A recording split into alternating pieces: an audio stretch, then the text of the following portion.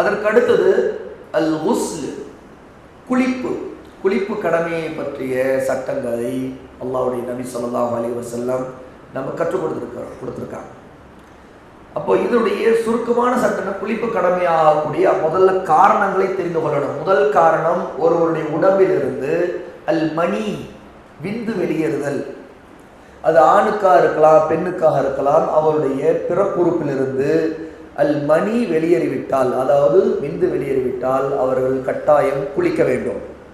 அது தூக்கத்தில் இருக்கலாம் அல்லது விழிப்பு நிலையில் இருக்கலாம். எந்த நிலையில் இருந்தாலும் சரி, அது வெளியேறிவிட்டால் அது கட்டாயம் குளிப்பை கடமையாக்கிவிடும்.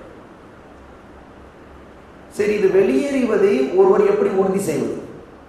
உதாரணத்துக்கு, விழிப்பு நிலையில் இருக்கும்போது உறுதி செய்வதுங்கிறது ஒருவருக்கு வெளியேறியதை அவருக்கு ஏற்படக்கூடிய சோர்வு, வெளியேறிய உடனேயே ஏற்படக்கூடிய சோர்வு. ரெண்டாவது, அந்த வெளியேறும் போது வெளியேறிய பிறகு அவருக்கு ஏற்படக்கூடிய ஒரு சுகம், ஒருவித உடம்பு அமைதி அடையக்கூடிய நிலை. அப்போ ஒருவித அந்த பதற்றம் நீங்கி ஒரு சுகத்தை அது கொடுக்குமானால் அப்போது அது வெளியேறிவிட்டது என்பதை உணர்தல், உறுதி செய்தல். இது உலமா ஒருவருடைய உடம்பிலிருந்து அவருக்கு இஹ்திலாம், அதாவது ஸ்கலிதமாகி விந்து வெளியேறுவதை உறுதி செய்வதற்கான அடையாளங்களாக குறிப்பிட்டிருக்காங்க. ஒன்று, அதற்கு பிறகு ஏற்படக்கூடிய சோர்வு. இரண்டாவது, அந்த நேரத்தில் ஒரு சுகத்தை அவர் அடைந்து முடித்த ஒரு திருப்தி உணர்வு உடம்பில் ஏற்படுதல். இது கட்டாயம் அல் மணி வெளியேறிவிட்டது அப்படிங்கிறத உறுதி செய்யும். மூன்றாவதாக, ஒரு விழிப்பு இல்லாத நிலையில தூக்கத்தில் அது வெளியேறியது, அந்த நேரத்தில் தெரியாவிட்டால் அது வெளியேறது சந்தேகம் வந்தால் அதனுடைய அடையாளம் ஆடையில் இருக்கிறதை அவர் பார்ப்பது. அதனுடைய அடையாளம் ஆடையில், அதாவது அந்த அடையாளம் ஒருவித காய்ந்து போன நிலையை அந்த ஆடையில அதை பார்க்கிறது. அப்போ அப்படி இருப்பதை கண்டால் நிச்சயமா நமக்கு உடம்பிலிருந்து வெளியேறி இருக்குது அப்படின்னு சொல்லிட்டு உறுதி செய்து கொள்ளணும் அப்படிங்கிறாங்க. இரண்டாவது, குளிப்பு கடமையாவதற்கான காரணங்கள்ல கணவன் மனைவி உறுப்புகள் இணைதல், அதாவது அவருடைய பிறப்புறுப்பு இணைவது. வெளியேறாவிட்டாலும், மணி இருவரில் ஒருவருக்கோ வெளியேறாவிட்டாலும் அவர்களுடைய பிறப்புறுப்புகள் இணைந்து விட்டால் கட்டாயம் குளிப்பு கடமையாகும். ரசூலுல்லாஹி ஸல்லல்லாஹு அலைஹி வஸல்லம் இதை உறுதி செய்திருக்கிறார். இதா ஜலஸ பைன ஷுஅபிஹல் அர்பஇ ومس الختان الختان فقد وجب الغسل. ஒருவர் தமது மனைவியின் 4 கிளைகளுக்கு மத்தியில் அவர் அமர்ந்து விட்டால், பிறகு உறுப்புகள் இணைந்து விட்டால் அவர் மீது குளிப்பு கடமையாகிவிட்டது. அபு மூஸா அல் அஷ்அரி ரலியல்லாஹு அன்ஹு அறிவிக்கூடிய இந்த ஹதீஸ் சஹீஹ் முஸ்லிம்ல 349வது ஹதீஸ். மூன்றாவது, குளிப்பு கடமையாவதற்கான காரணம் முஸ்லீம் ஆகுதல். ஒருத்தர் முதல்ல காபிரா இருந்தாரு, முஸ்லீம் ஆயிட்டாங்கன்னா கட்டாய குளிப்பு கடமையாகும்.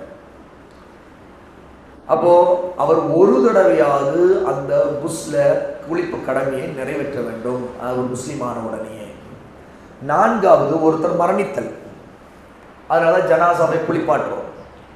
எந்த ஒரு முஸ்லீம் ஜனாசாவும் குளிப்பாட்டம் அடக்கம் செய்யப்படுறதில்லை, ஷஹீதுகளுடைய ஜனாசாவை தவிர. ஏன்னா அந்த ஏற்கனவே அவங்களுடைய உடம்புல ரத்தங்கள் கரை எல்லாமே இருக்கிறனால அல்லாஹ்வுடைய ஷஹீதுக்கு எல்லாம் கண்ணியப்படுத்தியிருக்கிறான். ஆகவே அவங்களுடைய உடம்பு அப்படியே அடக்கம் செய்வோம். ஐந்தாவது, ஒரு பெண்ணுக்கு ஏற்படக்கூடிய மாதவிடாய். ஆறாவது, பிரசவத்தீட்டு. இதுவும் குளிப்பை கடமையாக்கி விடுகிறது. ரசூல் ஸல்லல்லாஹு அலைஹி வஸல்லம் ஃபஇதா அக்பலத்தில் ஹைதா ஃபதஇ ஸலாத ஃபஇதா அத்பரத் ஃபக்தஸிலி வஸல்லி. மாதவிடாய் வந்து விட்டால் நீ தொழுகையை விட்டுவிடு, அது முடிந்து விட்டால் குளித்து இரத்தத்தை நீக்கிவிட்டு பின்பு தொழுதுகொள் என்று ரசூல் ஸல்லல்லாஹு அலைஹி வஸல்லம் சொன்னதாக ஆயிஷா ரலியல்லாஹு அன்ஹா நமக்கு அறிவிக்கிறாங்க. புகாரில 320வது ஹதீஸ். அப்போ இதுவும் குளிப்பை கடமையாக்கும் அப்படிங்கிறது தெரியுது. இப்போ இந்த 6 காரணங்கள் குளிப்பு ஒரு கடமையாவதற்கான காரணங்கள். குளிக்கும் முறை, முதல்ல நீயா, அதாவது கடமையான குளிப்பை நீக்குவதற்காக தான் குளிக்கிறோம் என்கிற எண்ணத்தோடு அந்த முஸ்லிம் குளிக்க வேண்டும். இரண்டாவது, பிஸ்மில்லா சொல்லி தன்னுடைய 2 கைகளை 3 முறை கழுவ வேண்டும்.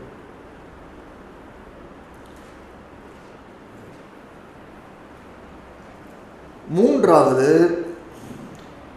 தன்னுடைய மறை உறுப்பை கழுவிக்கொள்ள வேண்டும். ஆண் பெண் இருவருக்கும் உள்ள சட்டம் இது. நான்காவது, முழுமையாக ஒது செய்ய வேண்டும்.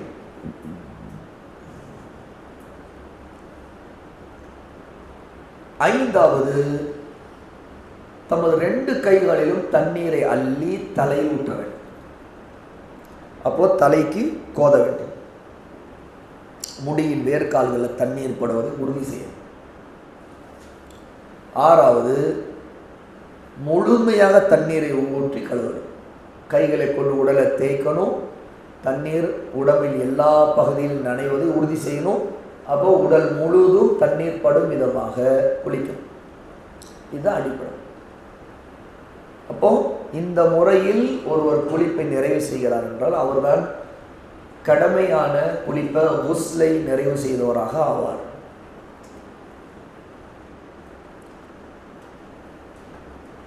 இதுல பெண்களுக்கான சட்டங்கள்ல கூடுதலா ஒரு பெண் மாதவிடாயிலிருந்து அல்ல பிரசவத்தீட்டிலிருந்து பிரசவ ரத்தத்திலிருந்து அதிலிருந்து தூய்மை அடைந்து அவங்க குளிக்கும் போது அவங்களுடைய தலைமுடியை அவிழ்த்து விடணும். கட்டாயம் அவிழ்த்து விடணும். ஆனால் வெறுமனே அவங்களுடைய ஜனாபத் கணவன் மனைவி சேர்க்கையின் மூலமாக குளிர்ந்து கடமையாகிய நிலை இருந்தால் அதில் அவங்களுக்கு வரக்கூடிய சிரமத்தை நீக்குவதற்காக ரசூல் ஸல்லல்லாஹு அலைஹி வஸல்லம் அவங்களுடைய ஜடையை கலற்ற வேண்டியதில்லைன்னு சொல்லியிருக்கிறாங்க. அதை அவசியம் இல்லை. கலற்றாமலேயே ஒரு பெண் குளித்து கொள்ளலாம். ஆனாலும் முடியுடைய வேர் பகுதியில் தண்ணீர் படுவதை உறுதி செய்யணும். முழுக்க ஜடையை கலற்றாமலே கூட முடியின் வேர் பகுதியில் தண்ணீர் படுவதை உறுதி செய்யணும். இது பொதுவாக ஆணுக்கு பெண்ணுக்கு பொதுவான சட்டம். உடம்பு முழுக்க தண்ணீர் படுவது, முடியின் வேறு பகுதியில் தண்ணீர் படுவதை உறுதி செய்வது.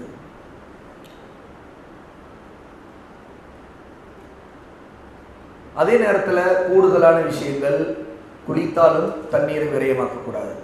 ஒது செய்வதில் மட்டுமில்லை, குளிக்கும் போதும் கூடுதலாக தேவையில்லாமல் தண்ணீரை வீணாக்குவது கூடாது. இதுக்கு நிறைய பேர் நிறைய தண்ணி ஊற்றாதான் உடம்பு நல்லாகும், உடம்பு ஆரோக்கியமாக இருக்கும், உடம்பு குளிரும், இப்படி நிறைய காரணங்களை சொல்லுவாங்க. அனுபவ காரணங்களை முன்வைத்து மார்க்கத்துக்கு மாறி செய்கிறதை லேசாக்குவது. இது என்ன, நிறைய ஷவரில் அப்படியே நின்றுக்கிட்டே இருப்பாங்க, அப்போ தான் குளிச்ச மாதிரி இருக்குங்க அப்படின்னு சொல்கிறாங்க. எத்தனை பேர் இருக்கிறாங்க. நிறைய தண்ணீர் வீணாங்க. அல்லது கடைசியாக ஒரு தடவை குளிச்சு முடிச்சுட்டு 3/4 பக்கெட் பாதி பக்கெட் எடுத்து மொத்தமாக எடுத்து ஒரு கவுத்தா தான் நான் குளிச்சது இதுன்னு இருக்கிறவங்க சிலர் இருக்காங்க. இதெல்லாம் ஒரு வித தண்ணீரை வீணாக்குவதற்கு ஷைத்தான் திறந்து விட்டுருக்கிற ஐடியாஸ். அதை நியாயப்படுத்துறதுக்கு இந்த மாதிரியெல்லாம் சாக்கு போக்கு இதெல்லாம் சொல்லிக்கிட்டு தண்ணீரை வீணாக்குறது இதெல்லாமே நிறைய பேர்கிட்ட இருக்கு. அது கூடாது. அந்த மாதிரி அது நல்ல பழக்கங்கள் இல்லை. இதெல்லாம் நிராகரிப்பாளர்கள், இறை நிராகரிப்பாளர்கள் இருக்கக்கூடிய அலட்சிய போக்கு. நாம் அந்த மாதிரி செய்யக்கூடாது. உடம்புக்கு தேவையான அளவுக்கு தண்ணீர் பயன்படுத்தலாம். ஒருவருக்கு எவ்வளோ தேவை, அது தேவைங்கிறது வீணாக்குகிற நோக்கத்தில் இருக்கக்கூடாது. தேவையான அளவுக்கு கழுவுவது. குளிப்புங்கிறது உடம்பை குளிப்பாட்டுவது, கழுவுவது தானே. இப்போ உடம்பை கழுவுவதற்கு தேவையான தண்ணீரை பயன்படுத்துவது தான் அங்கே நோக்கமாக இருக்கணும். அது போதுமானது.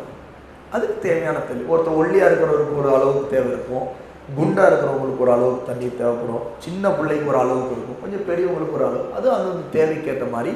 ரசூல் ஸல்லல்லாஹு அலைஹி வஸல்லம் ரொம்ப குறைவான தண்ணீரில் குளிச்சிருக்கிறாங்க. உண்மையிலே ஆரோக்கியத்தை முன்வைத்து குளிப்பதுங்கிற பேரில் தண்ணீரை அளவுக்கு மீறி அதை பயன்படுத்துவதில் ஒரு பெரிய அலட்சியத்தை வெளிப்படுத்துறது. அது சுன்னாவுக்கு முரணானது. ரசூல் ஸல்லல்லாஹு அலைஹி வஸல்லம் அவங்க குளிக்கும் போது தண்ணீர் விரயமாக்க மாட்டாங்க. எந்த அளவுக்குன்னா ரசூல் ஸல்லல்லாஹு ஒரு சா அளவு தண்ணீரில் குளித்திருக்கிறார்கள். ஒரு சான்னு சொன்னால் 4 முத்து சேர்ந்து தான் ஒரு சா. ஒரு முத்துங்கிறது முழுக்க கையை ஒரு பொருளை அள்ளி போட்ட ஒரு முத்து. அது ஒரு முது. ரசூலோட ஒரு முத்து அளவு தான். ஒரு முத்து அளவுக்கான தண்ணீர் தான் ரசூலோட ஒது இருந்திருக்கு. சஹீஹான ஹதீஸ், புகாரிலே வருது. ஒரு முத்து அளவுக்கான தண்ணீர். அப்போ எவ்வளோ வரும்? இப்போ இவ்வளோ தண்ணி இருக்குன்னா இதில் இப்படி ஊற்றுறோம்னா இவ்வளோ வந்திருக்கும். அப்போது இதில் மாதிரி ஒரு 4 தேர்மா நம்ம ஒரு முத்து இவ்வளோ தண்ணீரில் தான் இந்த மாதிரி ஒரு 4, அது 4 எனக்கு அதிகமாக தோணுது. ஏன்னா மிக குறைவான நான் ஒரு தடவை சொன்னேன்னு நினைக்கிறேன், ஒரு 300 ml வாட்டரில் அதிலே கால்வாசி இருக்கும் விதத்தில் ஊதி செய்து காட்டினேன் அப்படின்னு சொல்லி. அது உலமாக்கள் ஒரே ஒரு டம்ளரில் தண்ணீர் ஊதி செய்து காட்டினாங்க. அதோ நனைவது நோக்கமாக இருக்கும், தேவையான அளவுக்கு. ரசூலுல்லா குளித்ததை கேட்டு நமக்கு ஆச்சரியமா, அது எப்படி குளிச்சிருப்பாங்க, அல்லாஹ் அதில் எவ்வளோ அவங்களுக்கு பரக்கத் செய்திருப்பான்ட்டு. அதுவும் அவங்களுடைய நேரம் கூட நமக்கு ஆச்சரியமா இருக்கு. ஒரு ஹதீஸில் ரசூல் ஸல்லல்லாஹு அலைஹி வஸல்லுடைய அவங்க குளித்த நேரத்தை நாம் கொஞ்சம் யோசிச்சு பார்த்தா ரொம்ப குறைவான நேரத்தில் தான் குளிச்சிருப்பாங்களோ அப்படின்னு தான் நினைப்போம். ரசூலுல்லா ஒரு தடவை தொழுகையில் நிற்கிறாங்க, நின்றுட்டு நில்லுங்கன்னு சொல்லிட்டு நேராக இமாமத்துடைய இடத்துலேருந்து வீட்டுக்குள்ளே போயிட்டாங்க. ஏன்னா ரசூலுல்லாஹ்வுடைய வீடு ஒரு திரை வரைக்கும் உள்ளே போயிடலாம். போயிட்டு திரும்ப வந்தாங்க.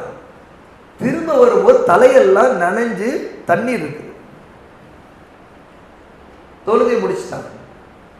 அப்புறம் ரசூலுல்லாஹ் சொன்னாங்க, நான் குளிப்பு கடமையாகி இருந்தேன், அதே நிலையில் நின்றுட்டேன். இந்த சஃபுல சஹாபா காத்துக்கிட்டு இருந்தாங்களே, அந்த நேரத்திற்குள்ள நிக்க சொல்லிட்டு ரசூலுல்லாஹ் போய் குளிச்சுட்டு வந்திருக்காங்க. அப்போ ஒரு சா அளவு தண்ணீர் குளிச்சிருப்பாங்கிறது உறுதியா இருக்குதா இல்லையா? நாம ஒரு பக்கெட் தண்ணீர் எடுத்து குளிக்க ஆரம்பிச்சா அதுல நேரம் எவ்வளவு போயிடும். ரசூலுல்லாஹ் அது துடைக்க கூட இல்லைன்னு வருது. அதாவது ரசூலுல்லாஹ்வுடைய தலையிலிருந்து தண்ணீர் சொட்டி கொண்டிருக்கும் நிலையில் திரும்ப நின்ட்டாங்க. சொட்டிக்கிட்டு இருக்குது.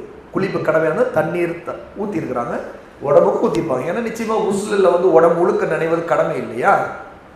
இப்போ நினைச்சு பாருங்க, ஒரு சா அளவு தண்ணீர்ல குளிச்சிருக்காங்கன்னா அது நம்முடைய சின்ன பக்கெட்ல கூட முழுமையாக நிரம்புமான்னு ஆச்சரியமா இருக்குது. அதனுடைய சரியான அளவு உலமாக்கள் அவருடைய நம்ம லிட்டர் கணக்கில் கேட்டால் தெரியும். உலமாக்கள் யார்ட்டையாவது கேட்கணும், நம்முடைய கிபார் உலமாக்கள் அதோடைய.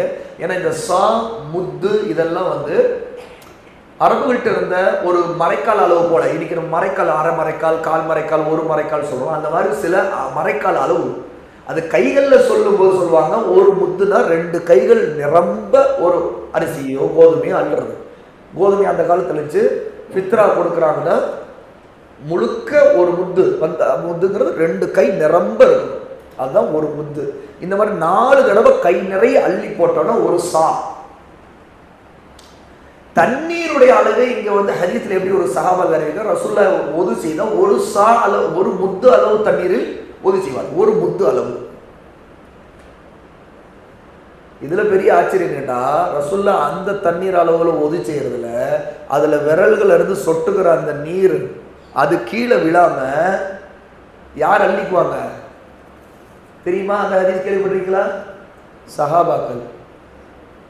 அந்த ஒதுவுடைய தண்ணீர், ஒரு முத்து அளவு உள்ள தண்ணீர், அதுவும் கீழே விழுந்துடாம ஒரு சஹாபாக்கள் அதை உடனே எடுத்துக்குவாங்க. அதுல பரக்கத்து இருக்குதுன்ட்டு. அதனுடைய அக்தீதால் உள்ளது. ரசூலுல்லாஹ்வுடைய வியர்வை உட்பட பரக்கத்து. அது கஸ்தூரி மனம் வீசும்.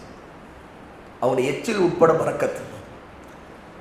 சஹாபா, புகாரில் வர்ற ஹதீஸ் தான். உடனே கீழே விட மாட்டாங்க, அதை எடுத்து உடம்புல தடவிப்பாங்க. அந்த ஒதுவுடைய தண்ணீர் அவங்க வாயிலிருந்து இப்படின்னு துப்பும் போது அதை உடனே குடிச்சிருவாங்க. அக்கீதா பாடங்களை நல்லா ஆழமா படிச்சாதான் இந்த ஈமான் இதோடைய வேல்யூ நமக்கு தெரியும்.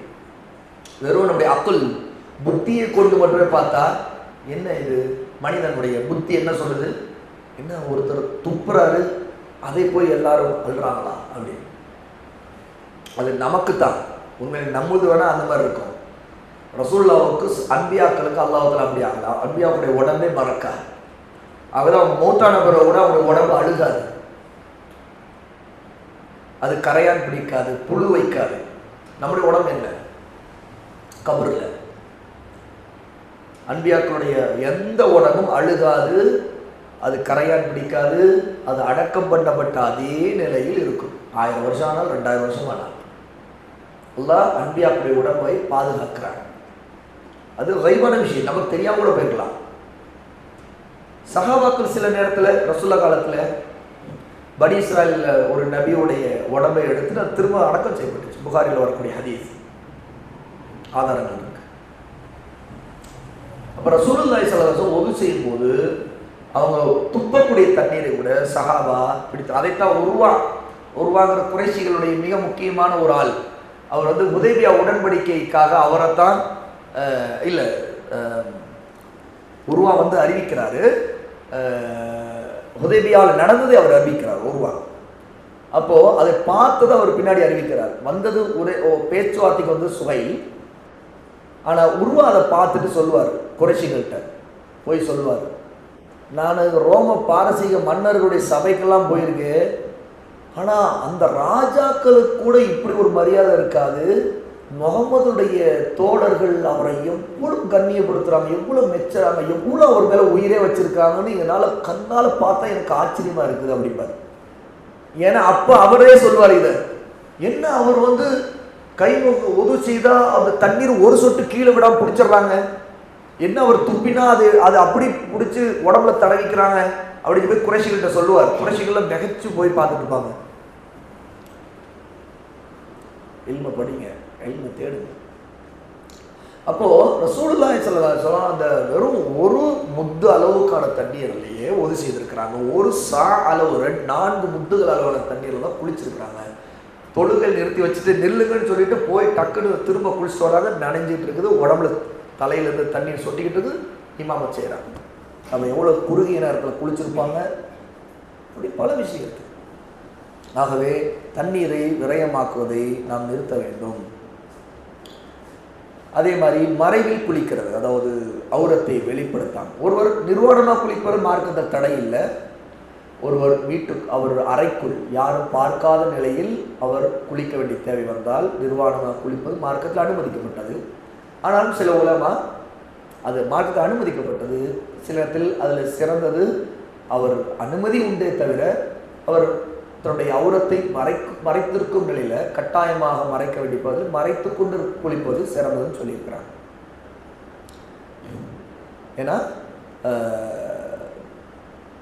ஏன்னா அல்லாஹ் மிக வெட்கப்படக்கூடிய மறைக்கக்கூடியவங்கிற ஹதீஸ் அடிப்படையில் ஒரு கருத்து எடுத்திருக்கிறாங்க. ஆனால் நிர்வாணமாக குளிப்பதாக வரக்கூடிய வேறு ஹதீஸ்கள் அன்பியாக்கள், உதாரணத்துக்கு மூசா அலைஹிஸ்ஸலாத்து வஸ்ஸலாம் அவங்க நிர்வாணமாக குளித்ததாக உள்ள ஹதீஸ் புகாரிலே இருக்குது. அந்த ஹதீஸில் தான் மூசா அலைஹிஸ்ஸலாத்து வஸ்ஸலாம் அவங்களுடைய ஆடையை எடுத்துக்கிட்டு பாறை ஓடுவது, அந்த ஹதீஸ் கேள்விப்பட்டிருக்கீங்களா? மூசா அலைஹிஸ்ஸலாத்து வஸ்ஸலாமை பற்றி பனி இஸ்ராயில் அவரை பற்றி ஒரு கேவலமான ஒரு சித்தரிப்பை உருவாக்கியிருப்பாங்க. அல்லாஹ் தஆலா மூசா அப்படிப்பட்டவர் அல்ல அப்படிங்கிறத உணர்த்துறதுக்காக மூசா குளிக்கும்போது குளித்து அவர் வெளியே நிர்வாணமாக தான் இருப்பார். குளிக்கும்போது நிர்வாணமாக தான் குளிப்பார். அந்த நீர் ஓடையில் ஆற்றுலையோ குளிப்பார். பிறகு அந்த ஆடை கழட்டி வைத்த ஆடை எடுக்கிறதுக்காக அவர் வெளியே ஏறி வரும்போது அவர் போக போக அந்த பாறை ஓட ஆரம்பிக்கும். அந்த ஆடை வந்து கீழே விழாது. அந்த ஆடை எடுத்துக்கிட்டு அந்த பாறை ஓடும், கல் ஓடும். இவர் வந்து ஏன் ஆடைன்னு சொல்லிட்டு இவர் அந்த கல்லை துரத்துட்டு ஏன் ஆடைன்னு சொல்லி ஓடுவார். இது அவர் ஓட அந்த கல் இன்னும் வேகமாக ஓடும். ஆனாலும் அது உருட்டுட்டு ஓடாது, அந்த ஆடை கீழே விழாமலே நகர்ந்து ஓடுவார். அப்போ அங்கே இருக்கிறவங்க பார்த்துருவாங்க மூசாவுடைய அழகு, அவருடைய உடம்பு நல்லா தான் இருக்குது அப்படிங்கிறத பார்த்துருவாங்க. அப்போ நிர்வாணமாக குளிப்பது மார்க்கத்தில் அனுமதி இருக்குது. இந்த அதிக தடை நேரடியாக வரலைன்னு சொல்லிட்டு உலமா அனுமதி இருக்குன்னு சொல்லுவாங்க. ஆனால் மற்றவர்கள் பார்க்கும் நிலையில் இருக்கக்கூடாது. அதே மாதிரி குளிக்கும் போது அவருக்கு வெளிப்படக்கூடிய சில இடங்களில் வெளியில, உதாரணத்துக்கு ஆற்றுல ஆண்கள் குளிக்கிறது இருக்கு, சரியா? அப்போ ஔரத்து வெளிப்படுத்தும் விதமாக குளிக்கக்கூடாது. அப்படின்னா என்ன? தொடை கூட தெரியக்கூடாது. ஏன்னா தொடையும் ஔரத்தில் உள்ளது. கட்டாயம் மறைக்கப்பட வேண்டிய உறுப்புகளில் தொடையும் உள்ளதுதான். அதே மாதிரி ஹாஸ்டலில் இருக்கிறவங்க, அது பாய்ஸாக இருக்கட்டும் கேர்ள்ஸாக இருக்கட்டும், சில நேரத்தில் தம்முடைய சேம் ஜெண்டருக்கு முன்னாடி தம்முடைய ரூம்மேட் இவங்களுக்கு முன்னாடி சாதாரண ஆடை உடுத்தும் போது தன்னுடைய அவரை தெரியும் விதமாக நிற்கிறது, இதெல்லாம் ஜாயிஸ் இல்லை, ஹராம். மறைவை ஏற்படுத்திக் கொள்ளணும். உதாரணத்துக்கு உள்ளாடைகள் அணியும் போது மறைவை ஏற்படுத்தி கொள்ள வேண்டும். மற்றவரிடம் தங்களுடைய அவரை வெளிப்படுத்தும் விதமாக, அது ஆணுக்கு முன்பு இருந்தாலும் சரி, பெண்ணுக்கு முன்பு இருந்தாலும் சரி, கட்டாயம் மறைக்க வேண்டும். அதோட பிள்ளைகளுக்கு இதை சொல்லித்தரணும். நிறைய பேர் பிள்ளைகளுக்கு சொல்லிக் கொடுக்கறதில்ல. பிள்ளைகள் சாதாரணமாக வந்துட்டு நிர்வாணமாக வீட்டுக்குள்ளே சுற்றுறது இதோ சாதாரணமாக இருக்குது. அவங்களும் சொல்லித்தரணும், இந்த மாதிரி இருக்கக்கூடாதுமா, நீங்கள் இப்படி மறைத்து கொள்ளணும், குளிச்சுட்டு வெளியே வரும்போது துண்டை நீங்கள் இப்படி கட்டிக்கொள்ளணும், முழுக்க கட்டிக்கொள்ளணும், வந்தோடனே நீங்கள் மறைவுக்கு போயிடணும் அப்படின்னு சொல்லி பிள்ளைகளுக்கு பழக்கணும். இதுவும் மிக முக்கியமான சட்டம்.